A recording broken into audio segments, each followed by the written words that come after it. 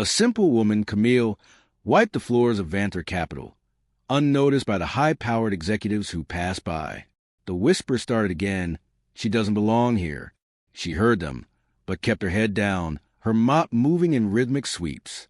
But when an unexpected phone call in French interrupted her routine, everything changed. "Are you ready?" the voice asked. Something stirred within her, and for the first time, Camille felt the weight of her quiet power. The floors of Everwind Global Towers gleamed like rivers of light under the golden chandelier. You didn't walk into that building. You stepped into another world, one where every breath cost money and everyone wore like perfume. Crystal walls, chrome elevators, and silence so heavy it pressed against your chest.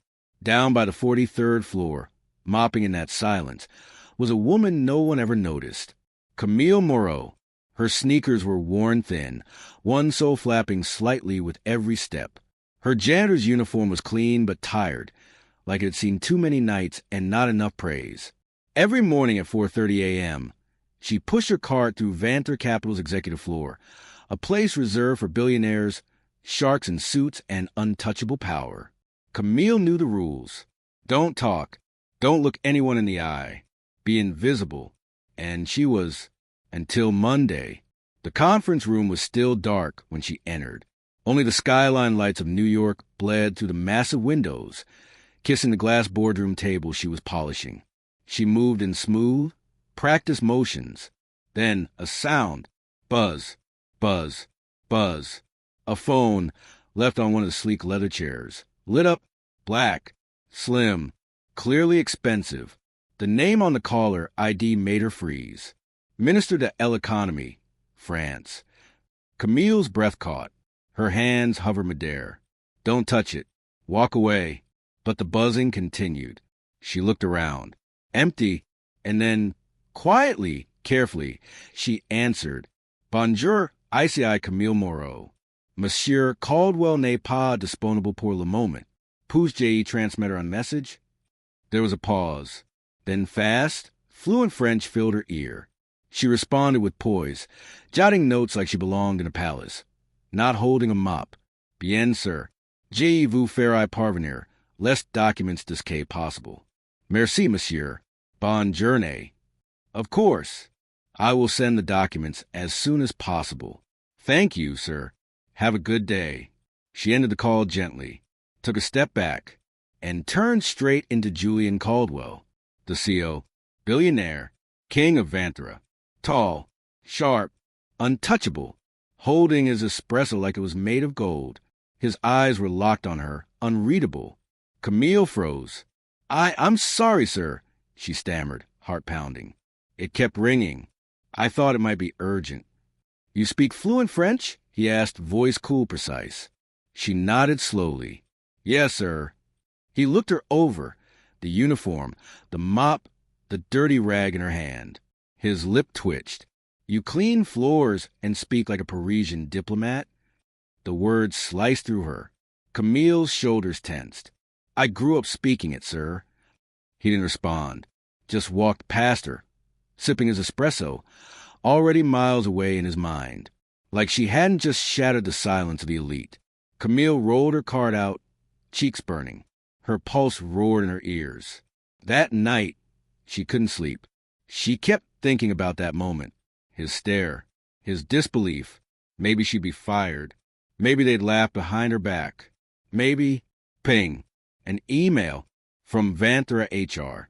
Subject, Internal Communication Assistant, Executive Presentation. Mr. Caldwell would like you to assist with tomorrow's board presentation. Fluent French required. 9 a.m., 43rd floor. Formal dress code. Her hands trembled. Her throat tightened. This wasn't a punishment. This was an opportunity. A test. Camille stood in front of the mirror in her tiny one-bedroom apartment in Queens, her breath shallow. She'd pulled her curls into a neat bun, worn a second-hand navy blazer, just a size too large. Underneath, a pale blue blouse with a tiny stain she hoped no one would notice. Her sneakers were scrub clean, but the tear on the side still peeked through.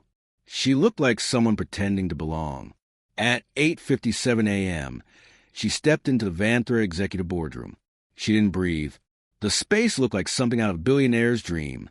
Chrome accents, floor-to-ceiling windows overlooking Manhattan, a long black glass table stretching into infinity, and those leather chairs.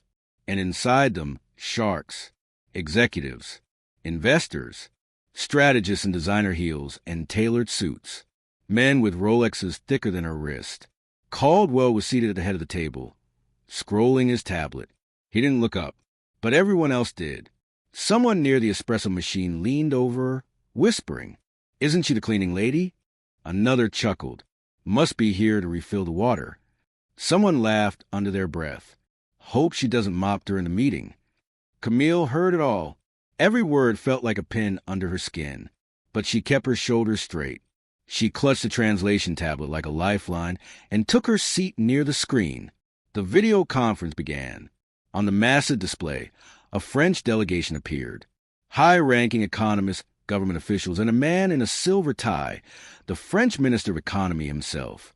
He spoke fast and sharp. Complex diplomatic jargon poured from his mouth. The interpreter seated next Camille, a man with a suit worth more than her rent, began to translate. He fumbled. Badly. He paused. Missed entire clauses. Got words completely wrong. The French delegation exchanged glances. Caldwell's jaw tightened. Then he looked up, right at Camille. "Miss Moreau," he said, voice even, "would you clarify that last point?" Every head turned. The room shifted. Like everyone leaned in, waiting for the janitor to fail. Camille's throat dried. Her hands trembled slightly. She swallowed hard, then spoke. "Monsieur Laval a dicté les propositions actuelles manquent de clarté sur les retours d'investissement pour les entreprises françaises. Il suggère un adjustment au modèle de répartition de bénéfices." Mr. Laval said that the current proposals lack clarity regarding the return on investment for French companies. He suggests adjusting the profit-sharing model. Silence. Actual, stunned silence. Even the espresso machine stopped hissing. The interpreter blinked. Someone in the back slowly lowered their pen. The French minister smiled faintly. Enfin, un vrai traductrice. Finally, a real translator. Camille went on. Steady, crisp, poised. Her French flowed like water, effortlessly mirroring tone, nuance, even humor. Then she dropped a page. It fluttered to the floor like a slap in the face. Someone snorted. "Of course," a woman muttered. "Talks fancy but clumsy as hell." Camille froze.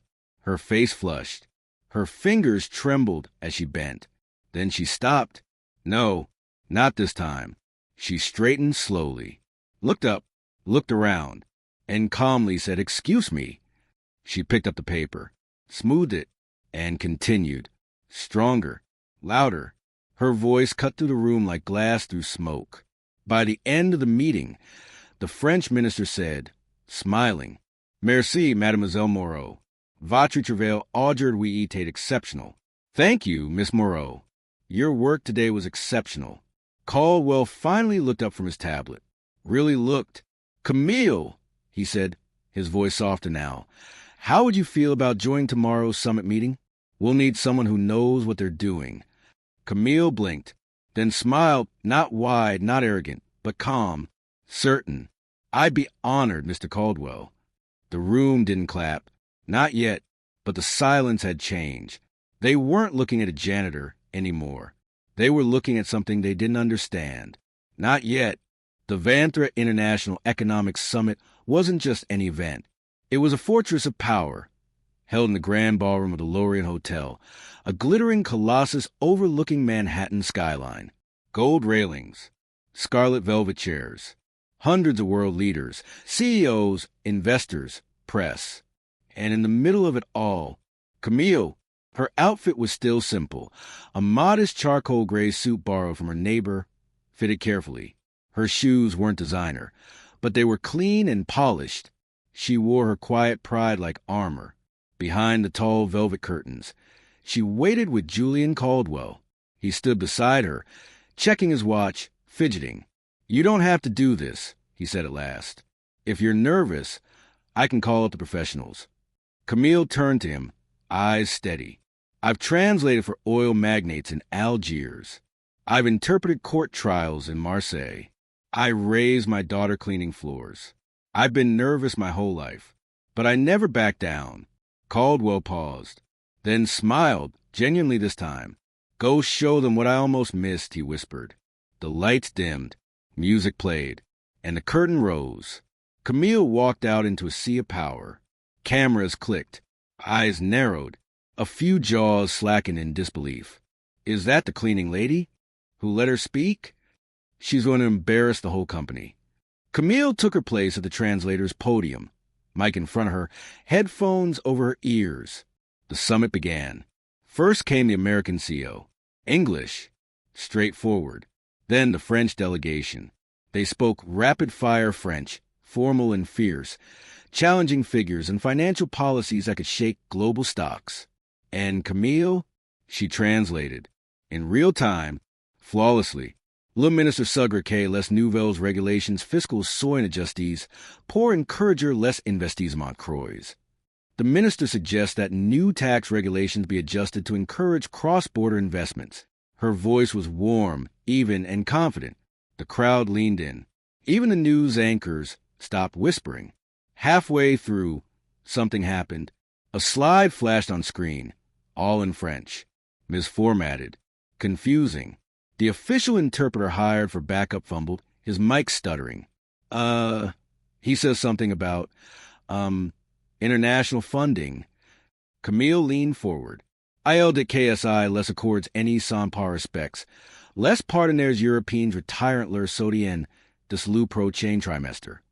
He says that if the agreements are not honored, the European partners will withdraw their support by next quarter. The French official on stage nodded to her directly. A wave passed through the room. For a heartbeat, everything was still, then applause. Quiet at first, then louder, louder. People stood. Julian Caldwell stood too, watching her from the shadows, his expression unreadable. After the summit ended, journalists rushed toward Camille. Cameras swarmed. Reporters shouted questions. Miss Moreau, where did you study? Are you Vanther's new diplomatic consultant? Is it true you used to clean the building? She smiled gently and replied, in English this time, Yes, I cleaned floors here for 4 years. And today, I cleaned up your translations. Laughter. Another wave of claps. Julian pushed through the crowd. You're not going back to that cart, Camille, he said firmly. You're coming to work in my office. Full-time. Executive level. We'll build an entire department around you if we have to. Camille looked around the glittering ballroom, at the very place that once would have swallowed her whole, and then back at him. She extended her hand. I'll accept, but I won't pretend to be someone I'm not. You won't need to, he said. Everyone saw who you are now. As they walked away, someone called her name again, but this time not like a joke, not like a whisper, not as background noise. It was Camille Moreau, the woman who rose from the mop bucket to the podium. Final line, and somewhere in the back row, a janitor in dusty sneakers clapped the loudest, because he knew she had proved them all wrong, and she had done it with nothing but grace and the voice the world tried to silence.